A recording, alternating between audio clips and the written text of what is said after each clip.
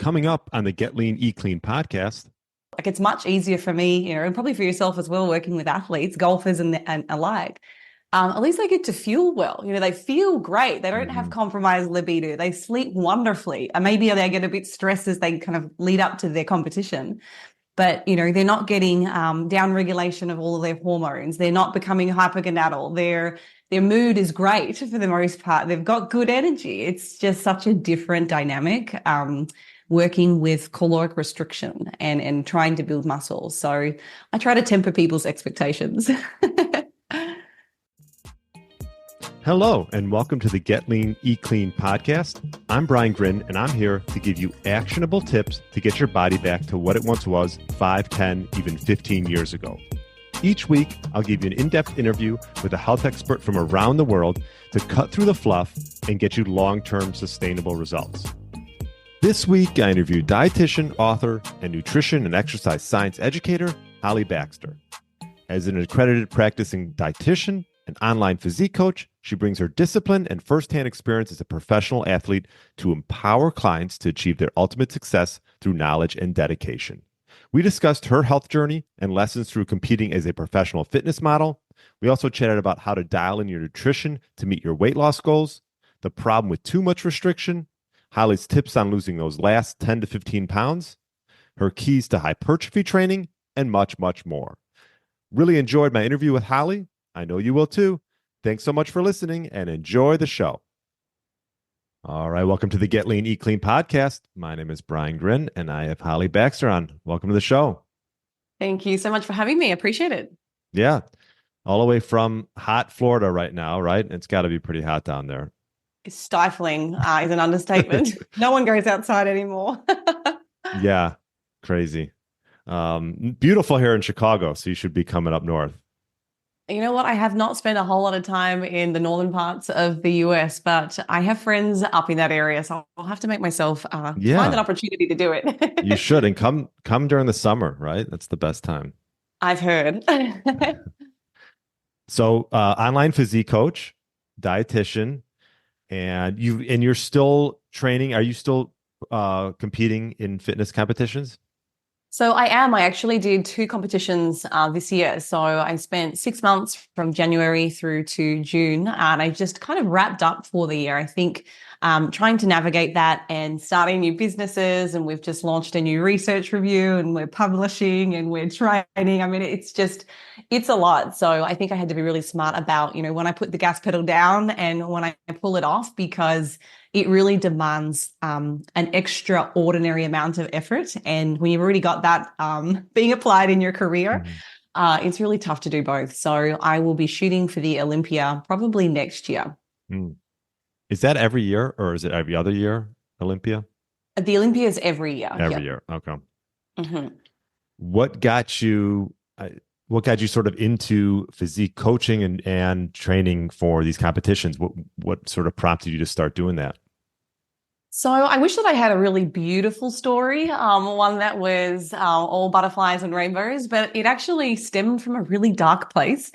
So when I was really young, I was pretty athletic. I did basketball, running. I think my parents put us in every sport that was known to man. And, we were really competitive, and I guess I was training for track sprinting.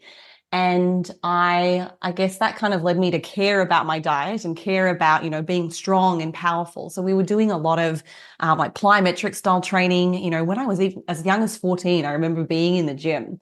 So I went off and I knew I wanted to do something in the space of health. So I went and did my undergrad in food science and nutrition. I felt like I finished that 4 years and learned nothing or needed to know more. Did a master's in dietetics. And I guess that kind of was the catalyst into the world of nutrition. So I started off as a clinical dietitian, and I realized very quickly that was not the space that I wanted to stay in.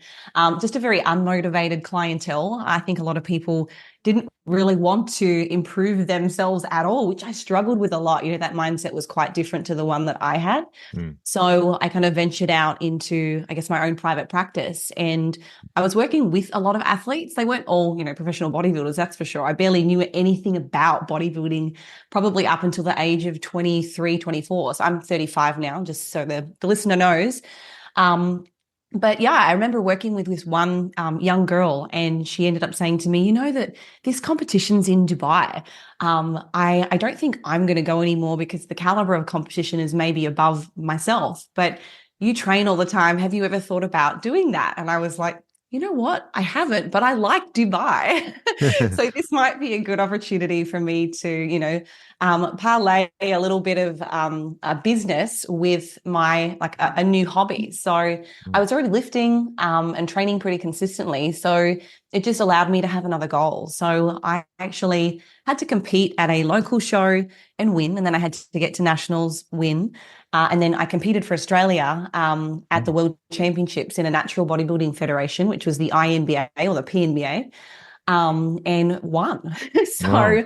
I've got the taste, and I continued to do that for quite a few years. I mean, I still do, but a lot has changed, I think, in terms of my mindset and my why. So I think the reason for getting into it was I had a lot of body image issues. I had body dysmorphia. I was struggling with an eating disorder. I had bulimia. I had binge eating disorder. And again, so much of that kind of stemmed from, I think, my childhood, and having just unrealistic expectations of needing to be perfect all the time and people pleasing. And, there was never any unconditional love, I would say, in my household or how I was raised. It was very much based on performance or accomplishment or success. And there was a big emphasis on, your appearances, not just, like beauty, but I think how you were portrayed and perceived. So I think I kind of grew up needing to feel some kind of like validation from people as a result of how I was raised. So I think when I first started bodybuilding, I was a very troubled young girl. I really was. And I think it was an excuse to continue some really poor behaviors and habits. And I never really addressed the psychology of why I was in the sport until it got to the point where I didn't want to be this way anymore. And I had to make some really massive life changes, self-development and just a spiritual overhaul, so to speak, to get to this place now where I can do it. It's not my identity. I love it as a hobby, but it doesn't define me. So, that's how I got there. Sorry, long story. No. And you first started competing, was it 2015? Correct. Yeah. Yep. Mm-hmm. Okay. And so what has changed? You talk about like the things you learned. What did you learn most about like yourself through the last, 5-10 years that you sort of apply today? Mm-hmm. Well, I think I totally underestimated the importance of your like mental health and your psychological health and well-being. I think, when you grow up very athletic and competitive, I think you kind of tap into the things that you're really good at. And I knew I was, had a lot of skill. I could apply myself. I could be very disciplined, and I wasn't afraid of, hard work, like physical hard work. And I appreciate, some of those lessons from being, a young person in sports and also just being pushed. But I don't think I knew any alternative. There was never any, it wasn't balanced with compassion. It wasn't balanced with self-care or kindness or any grace. So, for the longest time, I think I really struggled to and maintain a certain image and, a certain level of performance. And I just don't think that it was sustainable. So I think one of the things that I have really shifted over the last maybe 5 years, and I started doing regular therapies. So it was actually, as soon as I got to the US, I basically dived headfirst into therapy. And initially it wasn't for the, I guess my low body confidence or for the eating disorder. It was just, I think I wanted some self-development, like a mentor. And, the more time I spent with a therapist, the more work we did. And it kind of, you realize how much, your childhood and your experiences bleed into your career and the person that you are, how you've been shaped. So I think that really enlightened me as to how important your mental health is And, I was suffering dearly in terms of my mental health. I was physically strong, physically fit. I'd say physically healthy as you can be in terms of knowing about nutrition and knowing about exercise. But I lacked a lot of, wisdom, emotional intellect, those types of things. So I really applied myself in that area. And I feel like I'm a much more balanced human, now at age 35. So yeah, I think I say to a lot of people, it's great to know and have knowledge around, how to manipulate your body through nutrition and to accomplish, a very healthy and strong, like functionally fit physique. But don't deny the fact that there is this other, part of you that is also entailed with your health, that it's really important to focus on that as well, because you can neglect that. And I know that was probably some of the worst years of my life. So yeah, I think those would be the main things that I've kind of shifted my perspective. I'm a lot more compassionate. I know when to pull out the toolbox or when to go to my toolbox and pull out the self-discipline, the rigidity, the strictness, the hard working. And I also know when I need to put it back and, focus on other things. So I'd say I'm a lot more of a balanced individual now. Yeah. Well, thank you for bringing that up. I mean, I think it's, mental health is something that gets overlooked. I mean, I work a lot with males and they don't necessarily want to talk about those things. And, yeah, if you don't have that in line, I don't, care like what you do around, I should say they all go hand in hand, right? Like eating can affect your mental state, right? Sleeping can affect your mental state. But you don't really want to neglect or go all in just on one when the other one's not being nurtured and improved, I guess.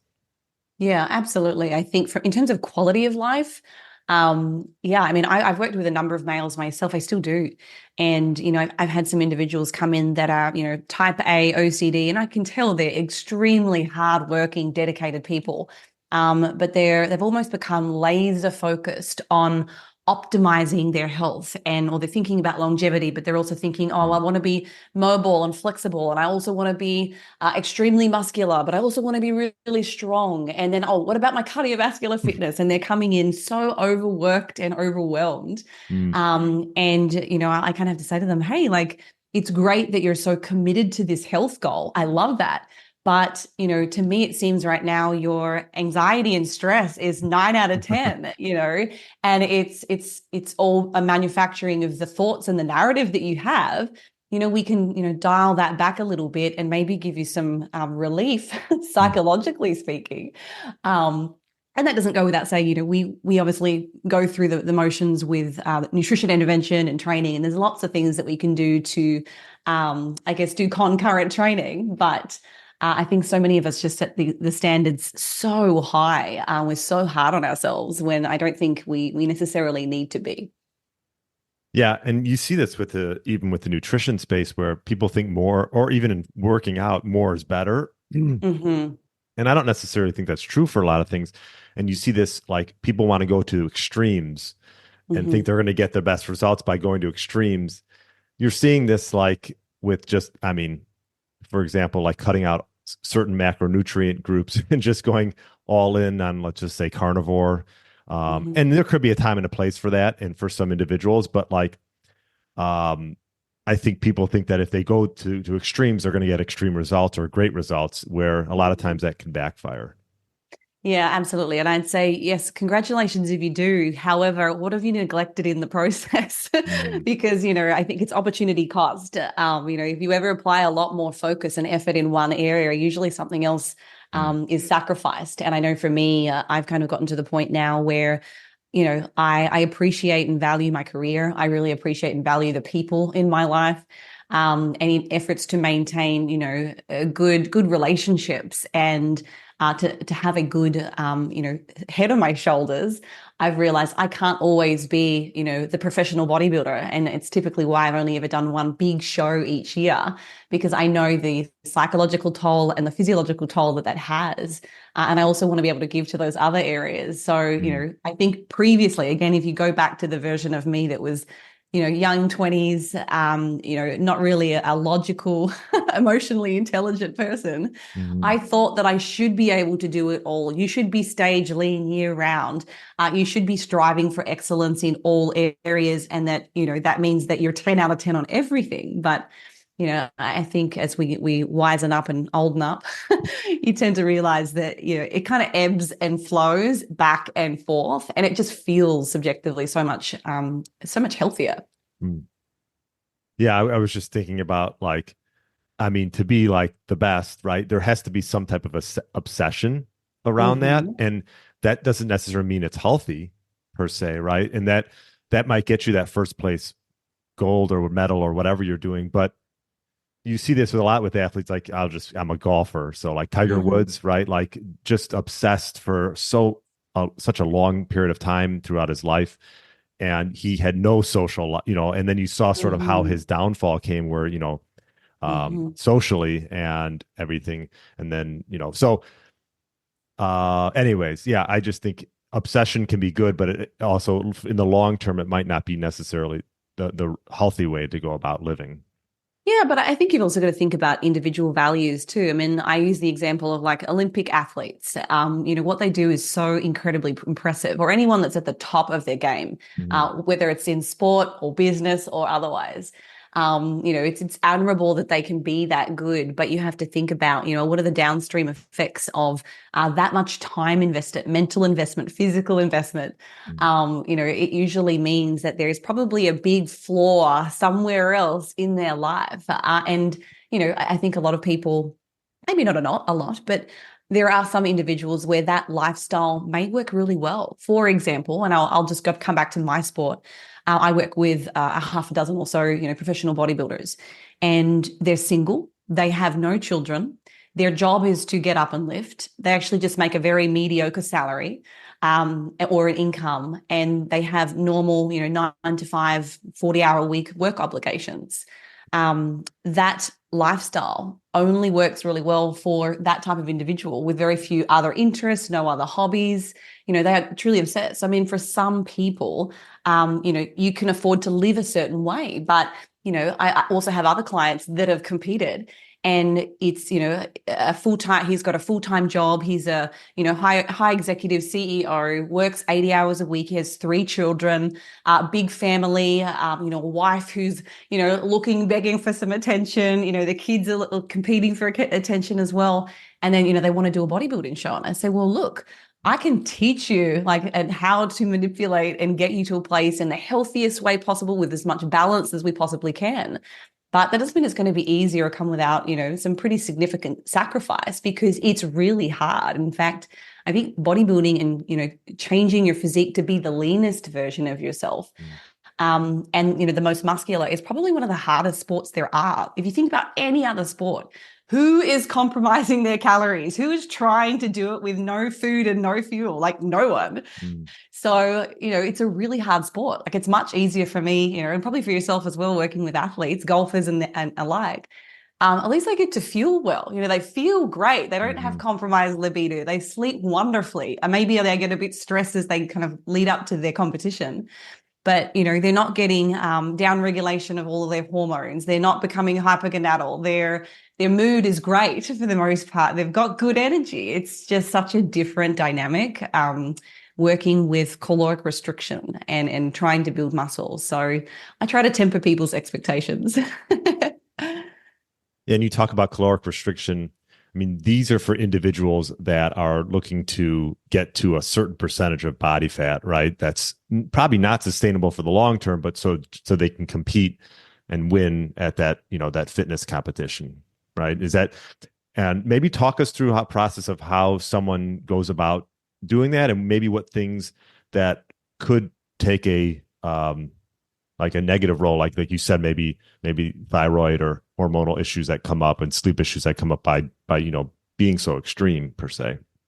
Yeah, so I mean, look, I think there are definitely right ways to go about this, and I see it all the time on social media. There's a very wrong way. I think there's still very much a bro mentality that exists, but I do think that social media has certainly played a positive role in helping further educate, the average fitness professional and teaching them about, nutrition sciences and exercise science. But I guess the way that we do it, I'm a very calculated, data-oriented person. So, we're looking at, what's the ideal body fat percentage that they need to kind of get to for that division. And there are several different categories for bodybuilding. I guess for women, you've got your bikini, then there's fitness, then there's figure and physique, and then bodybuilding, and obviously something similar for the men, though we'll take out the bikini and the fitness divisions. They do not exist for men. But that kind of governs like how much body fat do we need to get off this person. So we can kind of look at their starting body weight, determine, all right, you might need to lose about 40 pounds in efforts to get to, an ideal body composition for the sport. And then there's a bit of back calculation. So we decide roughly when they want to compete, and that's usually based on, their schedule. What have you got coming up in your life? If you've got any kind of big international travel, or you're moving house, or you're changing careers, or anything super stressful, it's usually not a good time to do a preparation, because it's really hard. So we kind of work out how many weeks somebody needs to obtain that kind of fat loss. And we tend to operate, again, out of the principles of nutrition and exercise science that are coming through. In terms of like the weekly rates of weight loss, I tend to max out at about 1 to 1.5% of somebody's body weight per week. But that's not always realistic, depending on, where the individual is starting at, metabolically speaking. So just as an example, if you have like a 200-pound male, and they want to lose at 1% of their body weight per week. So they're going to be losing, 2 pounds per week. When you do the math, that would afford you the flexibility to lose that kind of weight per week. You would have to create probably somewhere in the realm of a 700 to 800 calorie daily deficit. So, if somebody's known maintenance calories are sitting at, 2,500, I'm just throwing out an arbitrary number. To bring them down sub 2,000 to do that, often it's just not realistic for them. And again, depending on somebody's starting lean body mass or how much fat they have, that can also be a pretty big influence on whether or not it's even feasible. So, we'll have people come to us all the time and say, I'd like to lose weight for health reasons or for performance reasons or aesthetics. It's obviously a combination of three. And I'll have to say to people, okay, well, we can certainly do this and it be safe. We're not going to put you in a position where your energy and protein, is compromised, or we're not going to risk a micronutrient deficiency by doing this. And we have a calorie floor that we work towards. But it doesn't mean it's going to be comfortable. So, I'll tell them, hey, does this number sound good to you? Can you stick to this? And they're like, oh my God, no. Or conversely, the amount of exercise that you'd have to do to burn an extra 700 or 800 calories per day to achieve a 2-pound weekly rate of weight loss. It would require them to find another hour and a half every day for more movement. And again, if you're working with the busy executive CEO, who's also got 3 kids and, a big social life, sometimes it's just not feasible. So we've got to pull it back and maybe work at a more reasonable 0.4 to 0.8% of their body weight per week. So, I guess we take people through, a fat loss phase, and we make manipulations to either their nutrition or training or a combination of both. But we employ something called flexible dieting. So basically you are assigned a certain calorie value that would make sense for your goals. We then calculate somebody's protein, again, within a range. And then the remaining calories, thankfully, and this is something that wasn't being educated when I was still in school, was that the remaining calories from carbohydrates and fats actually matters very little. So it's more about that, energy balance, calories in, calories out, that really is what governs, the success of that fat loss phase. But as you go through these fat loss phases, I think it's important to kind of consider the symptoms, because ultimately some individuals might be able to do 15 weeks of dieting. They're relatively low risk for losing lean tissue. And that would be a person that has a slightly higher body fat percentage when they start versus somebody that is leaner when they start a cut. They would be automatically a higher risk for losing lean tissue. And that can also then speed up the rate at which they experience symptoms. So you had asked, what are some of the negatives that you might, come across as you're dieting? Sleep disturbances is, I guess, one of the first signs, not to mention hunger. So people have a hard time falling asleep and then they're easily woken. So the quality of people's sleep becomes quite disrupted. And interestingly, there have been some studies that show even a change of, say, 30 minutes to your sleep-wake cycle, so your circadian rhythm, that actually negatively influences our appetite-regulating hormones. So leptin and ghrelin, they start to move in the wrong directions, signaling hunger, and thus it makes it more difficult then to adhere to your calorie goals. So, I've had clients that will tell me, well, I wanted to be distracted. I didn't want to be sitting around at home all day in the evenings. So, I'd go out with friends and entertain myself. And I'd say, well, what time are you going to bed? And they're like, oh, we get home at 2:00. But I was really happy. I had a good time. I wasn't eating. But then I'll say, how'd you feel the next day? And they're like, yeah, my appetite was really, really high. And I mean, there is a known, like a hormonal change that happens when our sleep is disrupted, making it harder to adhere. Not to mention the potential influences that can also have on hypertrophy adaptations too. I mean, if we have disruption to our sleep, there is actually blunted signaling when we go and lift. Still good to lift. It'd be better than not doing anything. But we know that those sleep disturbances can contribute negatively to muscle growth. But yeah, I think I mentioned before, a drop in libido for a lot of men that I've worked with, they're moving into this hypergonadal state. They have no or very low testosterone levels, and they don't feel very good. Mood is another one. I think depression, and just feelings of overwhelm tend to be a lot more prevalent in people that are cutting and doing it for continuous periods of time. I guess performance detriments is another one. If you've got somebody that's really interested in maintaining like peak strength or peak conditioning, as your calories become lower and lower to continue losing, your subjective experience of that session often goes up. So your rate of perceived exertion is higher. And your load selection might actually start to fall. Now, sometimes that is a reflection of just subjective energy levels. If you've got low calories, you don't feel like you can push. But if you're dieting too aggressively, again, above those rates that I talked about before, you can actually start to experience pretty significant lean body mass loss. And that does compromise not only your strength, but that's also one of the governing factors that would keep your basal metabolic rate nice and high. So, if you're losing lean tissue, your body no longer requires the same amount of calories to perform that same training session. And it makes it more and more difficult to actually continue to lose. And not to mention, it can mean that your caloric intake becomes very, very low. And then there's also the adaptation component as well. And that's pretty significant when we diet. So I think there are a lot of negative things, but I think Instagram and other platforms, social media in general, would create the illusion like you can just walk around and have a six-pack and be super shredded all the time. But I mean, what people don't hear are some of the negative things. I think I've been pretty I guess prominent about sharing those in every competition that I've done, just to make sure people understand. And I noticed you also created or co-founded is it BiaFit and BiaBrain? Did I say that right? Almost BiaFit, BiaBrain, okay. BiaBody. Yeah, we have I guess the slew of beers. Yeah. And maybe explain what those are. Is this something that you worked with? I know Lane Norton obviously was an influence on like, your health and fitness goals. Is that someone you worked with or? Oh, yes. So I was actually married to him.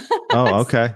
Yeah, so we married in 2019. We only recently divorced, actually. So that's an interesting story. But yes, he obviously, for that reason, by way of marriage, he was definitely an influence in my life.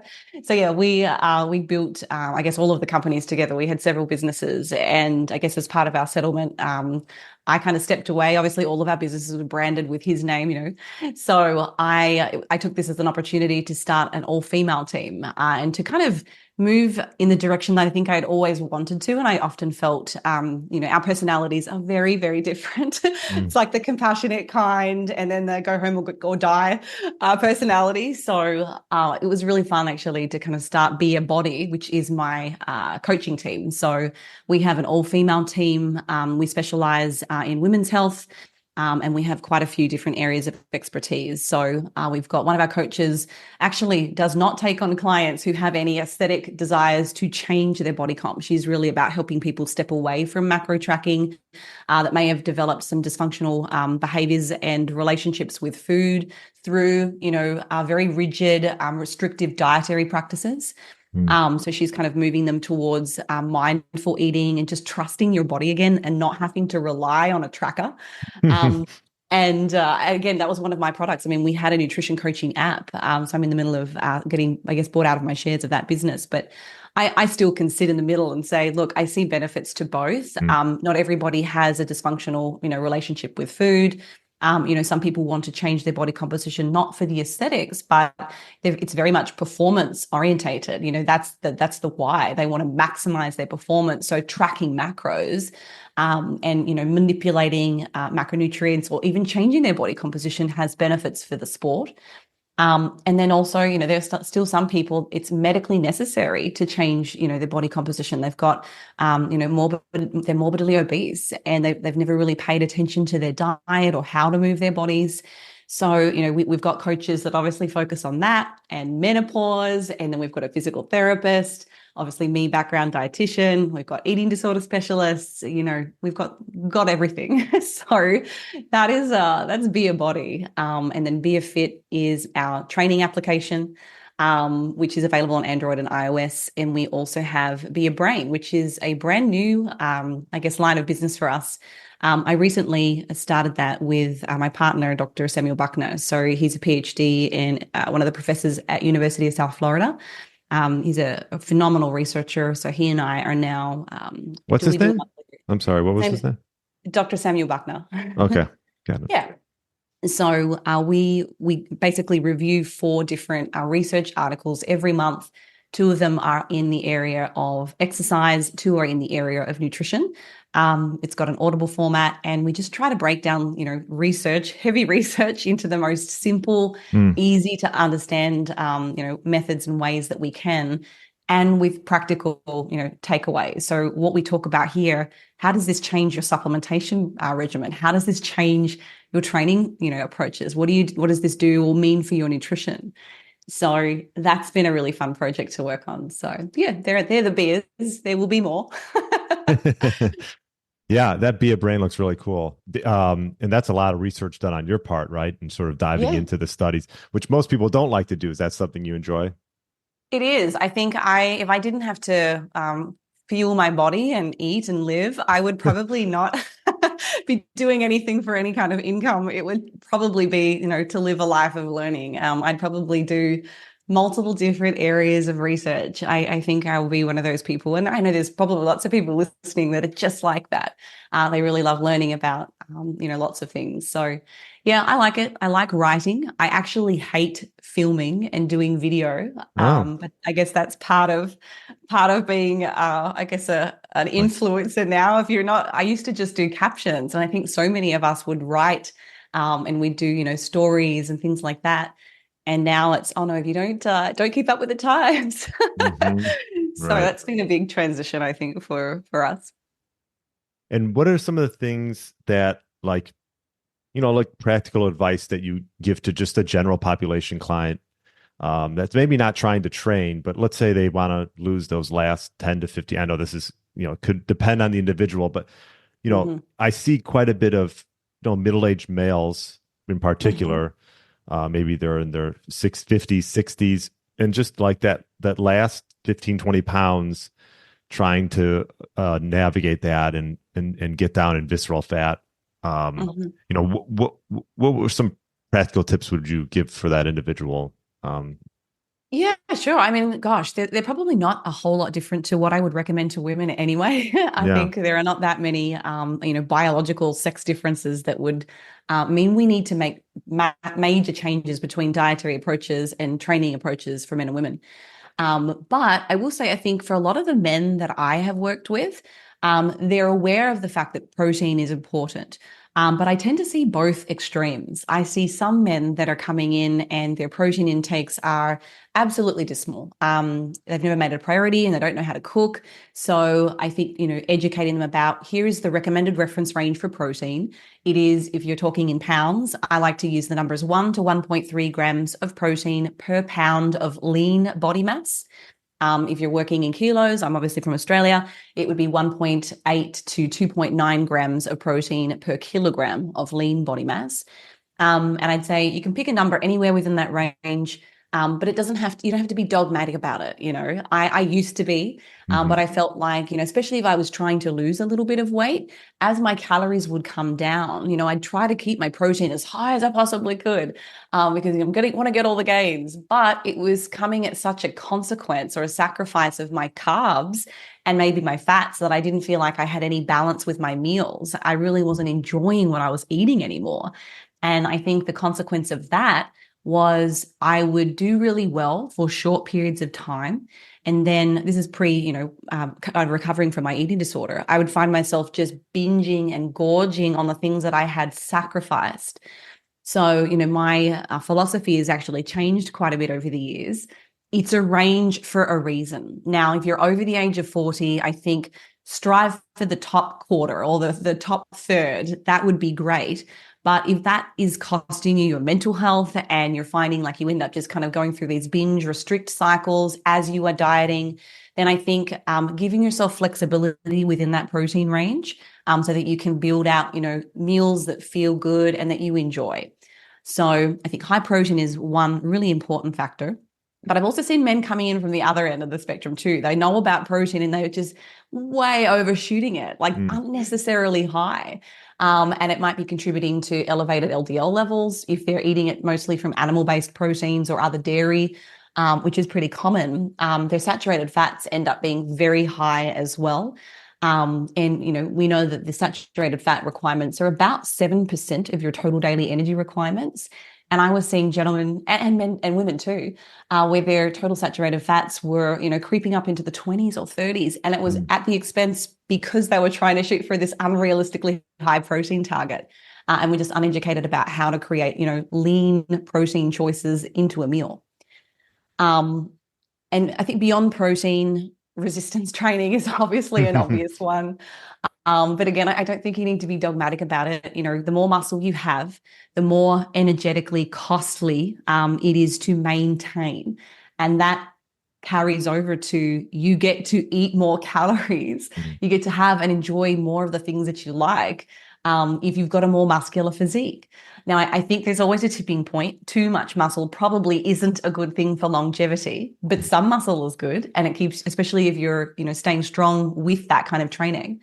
So I think resistance training is really important. And it will also help if you do want to shoot for the last 10 pounds of body fat loss that are kind of keeping you in an unhealthy place. Maybe you've got some blood work that's not, in the best place and you'd like to see that improve. I do really think that there's some massive benefits to getting your lean body mass up because it will allow you to diet a little bit longer. So imagine this. You've been, struggling to lose body fat. You've got a certain body fat percentage. And every time you finish the cut, you kind of get down to this really difficult, gnarly place you don't want to be because it's hard. Now, if you had 10 more pounds of lean body mass on your frame, you can do the same cut. You can do the same program. It doesn't take up any more time of your life. You do the same 4-day split. You do the same 3 days a week of cardio. Maybe you do something else, a team sport. Your body now is burning substantially more calories just to function. So it's not a bigger time commitment, but now you're able to travel a little bit further in that fat loss phase and potentially on higher calories. So subjectively, it feels a little bit easier. Your meals are a bit bigger. So don't undervalue the benefits of putting on a bit more muscle. And that also requires you to take a bit of time out of the, diet mindset. We know based on research, the speed at which muscle grows for a natural individual is so slow. It's actually disheartening. Most of the studies that are carried out in resistance training in trained and untrained men and women are typically 8 to 12 weeks. And we see somewhere in the realm of, say, 0.2 to 0.3 of a centimeter of muscle thickness growth over that time frame. So, I mean, you only have to look at your little pinky finger to see, well, that's probably about a centimeter. We're talking zero point 0.2 to zero point 0.3 would Wow. be the average thickness you would see in muscle growth. Or if we're talking, total lean body mass growth, assuming you were doing a really even full body program, 4 to 8% increase in lean body mass over a 12-week time frame is probably what you could expect to see in terms of muscle adaptation. So when you do that math, it sounds really sad, but if you can back that up for, 24 weeks, 36 weeks, and don't think about dieting, during that time frame, you have a really good opportunity to, improve your metabolic health. Thus, then you're in a better position to actually kickstart that fat loss. Mm. So, yeah, I think those would be the two main things. There are obviously so many other variables, but I also don't want to speak about just this the whole time. I'm probably going to bore you and your audience. No, I mean, they've heard it, like prioritizing protein, right, with each meal. And then resistance training, as far as resistance training is concerned, when the individual's maybe trained or untrained, trying to build hypertrophy and build muscle like you talked about at that rate, do you try to stay in sort of that like a rep range, or are you not so dogmatic about that? Yeah, so great question. I think there's a lot of confusion around what's optimal for muscle growth. So I think I'll start by distinguishing the difference between training for hypertrophy and training for strength. If you are training for a hypertrophy, it is recommended to stay 8 reps and above. That way you're actually targeting the specific muscle. You're able to load it effectively. You're able to take that muscle and all the motor units completely to fatigue. And you can do that through a very wide range of rep ranges. In fact, we write about this in our book. There are studies where, number one, no load training. So, you'll have a couple of different groups of participants, and they're literally just flexing, doing a bicep squeeze. So it's like, No way. isometric training. They're just squeezing, and they do it for several reps. As long as they take it to failure, you still see similar growth adaptations as, the resistance trained studies where somebody's, going through the actual motions of doing a bicep curl for a certain number of reps. And there have been studies all the way up to 90 repetitions for a set where you achieve similar growth adaptations. Now, that's not me saying you should go and do that. It's probably a very inefficient way to train. It would be, imagine how long that'd take you to get through your training. You gotta, 90 repetitions. I was thinking you were going to go up to like 30. I thought I'd heard like in the 30 range, but maybe, yeah. Well, yeah, we write about it in my book. There is a study here at the University of South Florida that literally did that. So I don't think that's the most efficient way to train. It's probably why, for the most part, 12 to 15 to 20 is probably the most efficient way to train. Yeah.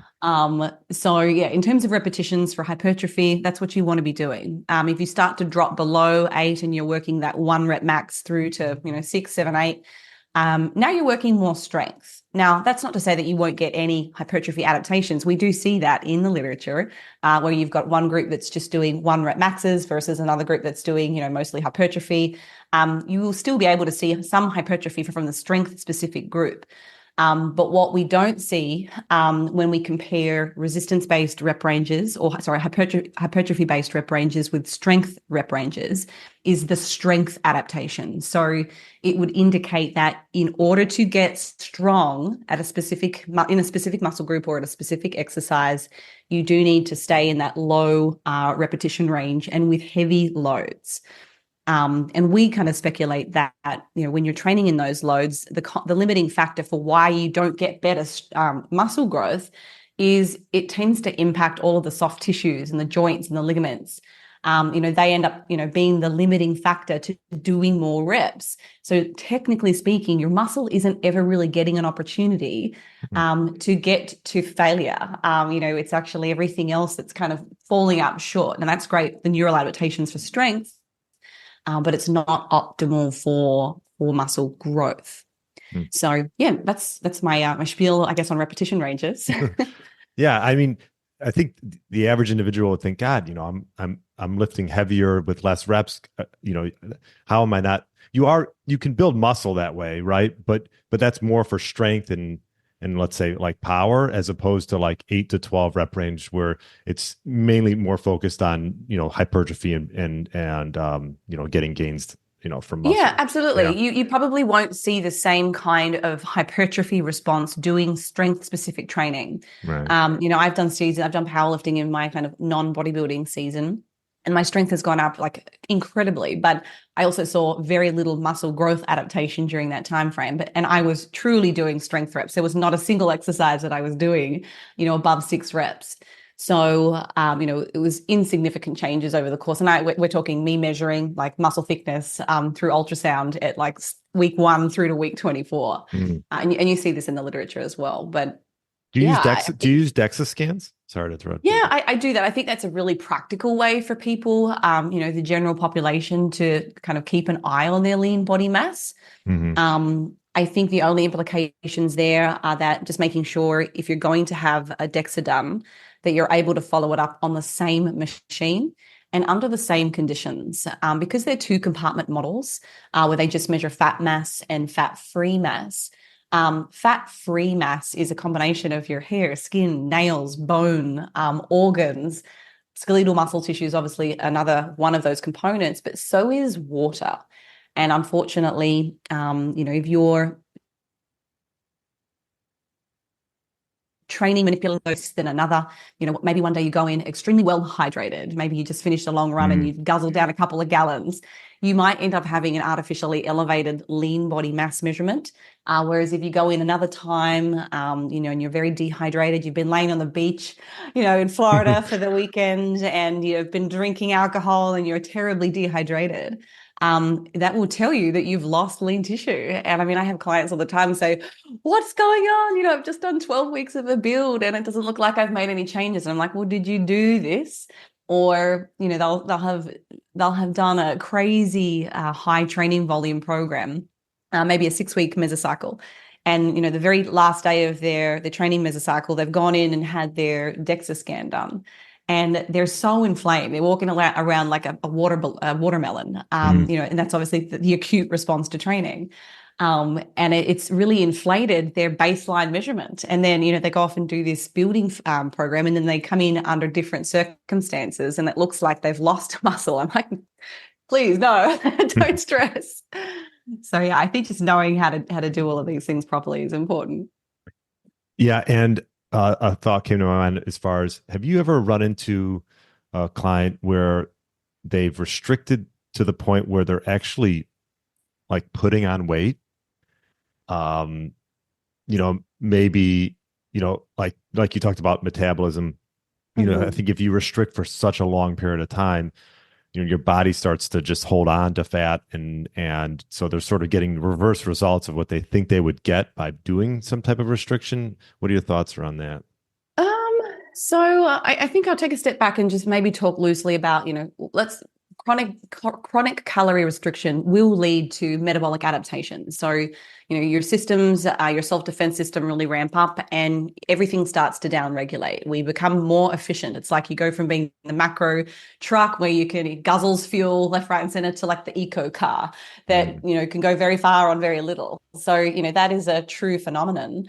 But there is usually a reason, why somebody would gain if it's true body fat. Like if we can say we've put you on some kind of a DEXA, or you've had some kind of body composition measurement that's saying, yes, you put on like a lot of body fat, that would indicate that their energy balance is currently positive. So they're either eating too many calories for their current metabolic requirements. And that might happen in a situation where somebody has crash dieted so many times over and over, to the point where they've lost a lot of their lean tissue. Now their BMR has come down, and now they're still eating the same amount of calories, but now those calories are more than they actually need. And then, if there's any little fluctuations in their activity levels from, 1 week to the next, you might start to see some positive changes, but it would have to be pretty consistent to see a lot of body fat come back on. But I think we look really closely, with our one-on-one clients at a lot of data. So we will observe dietary fiber, we'll look at sodium, we're looking at training volume in pounds or kgs. We are looking at menstrual cycle influences, I guess recoverability, sleep, and often there is a clear or a distinguishing factor as to why their weight might be going up. And I'll give you one example. I've had many clients just this year who have decided finally to do a build. And I've just kept their calories right around where they were when they came to me. And they're like, yep, this is a good number. And I've said, okay, well, let's try and put some muscle on. And they are, over the course of several weeks, their weight has continued to go up, but their calories have stayed the same. And they're like, why am I gaining body fat? And I'm like, hold on, it's not actually body fat. Remember what we talked about in terms of the inflammatory response to resistance training. We've got a 6-week program. We knew it was going to be tough and we've progressively overloaded them. The intensity every week goes up, or as the training program progresses, the volume is becoming more and more. As they become more and more experienced, they can handle more load. And that usually results in pretty permanent inflammation. Like a lot of that weight shift isn't because their calories have changed or they're putting on body fat. It might be 7 pounds, largely due to just increases in total body water because they've been putting in so much work in the gym. Like they are truly a watery human because of the training. And that can also happen when someone starts fat loss. So will be cutting their calories and they are doing the work. Like I'm monitoring all of those metrics. Fiber hasn't changed. Sodium's pretty consistent week to week. So that's not influencing it. And their weight isn't changing. In fact, it might have gone up a couple of pounds over the first 10 weeks of a diet. To start off with, they feel a bit disheartened, but I'll say to them, look at the difference in your training volume from where you were when you started with me to now. You went from doing 1 to 2 training sessions, very little cardio. You're now doing 3 to 4 days of some kind of, cardio. You're doing 4 resistance training sessions. Your volume is up. It's probably a contributing factor from fluid.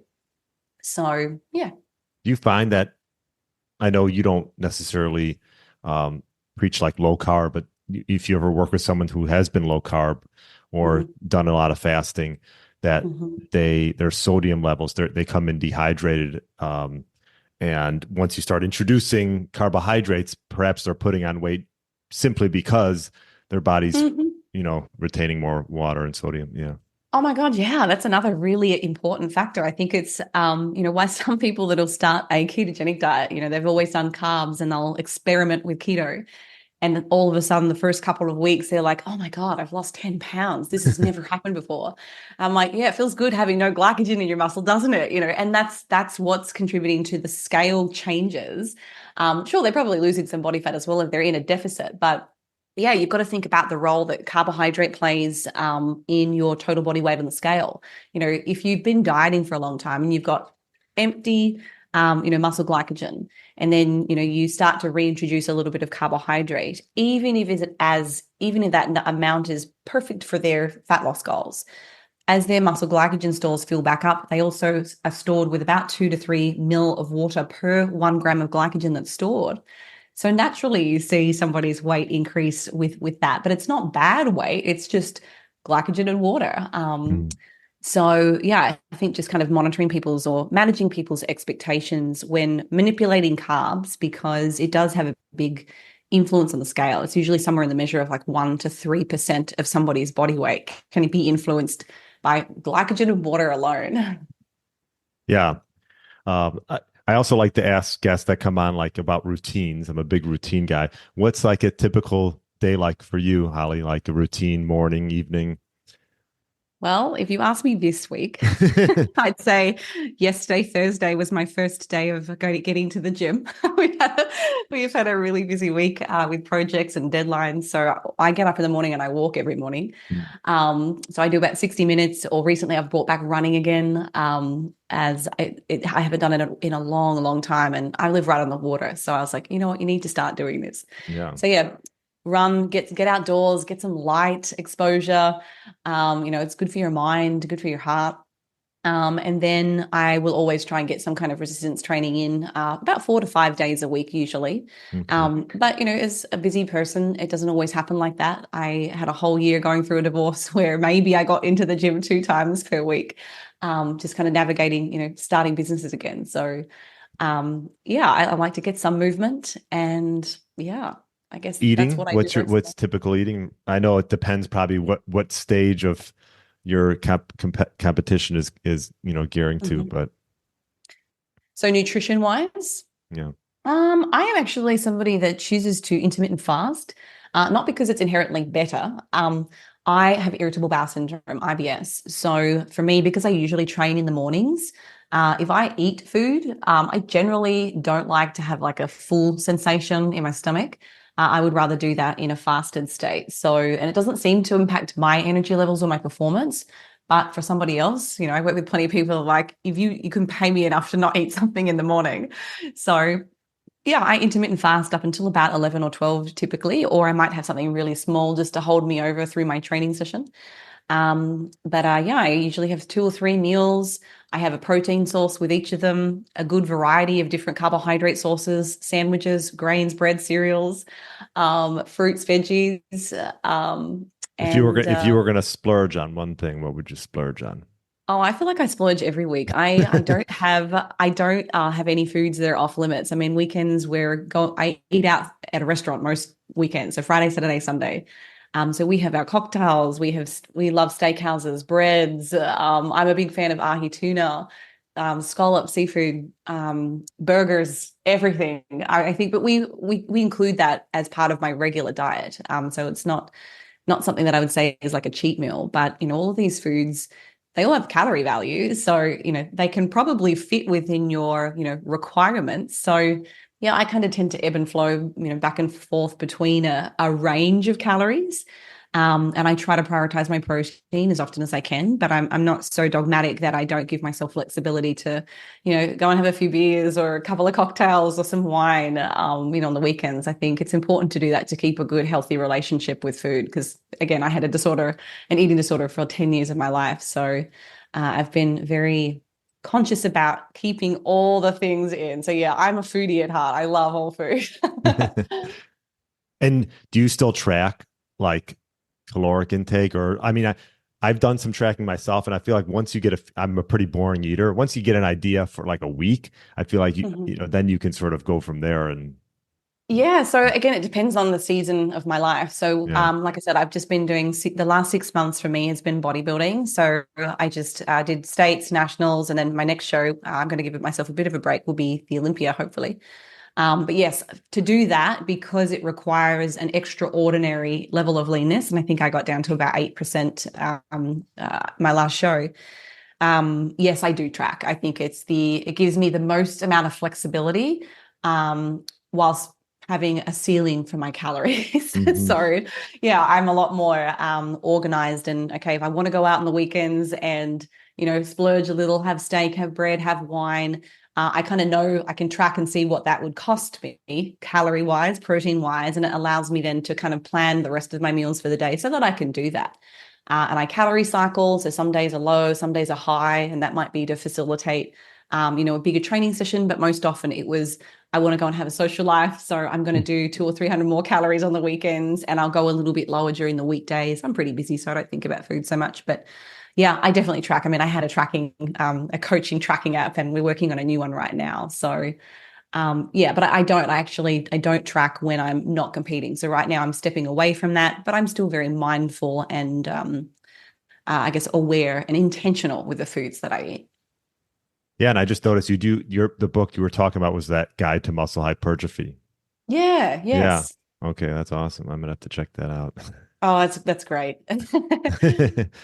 Well, this was great, Holly. I'll leave you with one last question. What one tip, and we talked about it already, but maybe you'll come if you were going to tell an individual, let's say someone was getting on a journey to weight loss, what one tip would you give that individual to get started to help maybe get their body back to what it once was?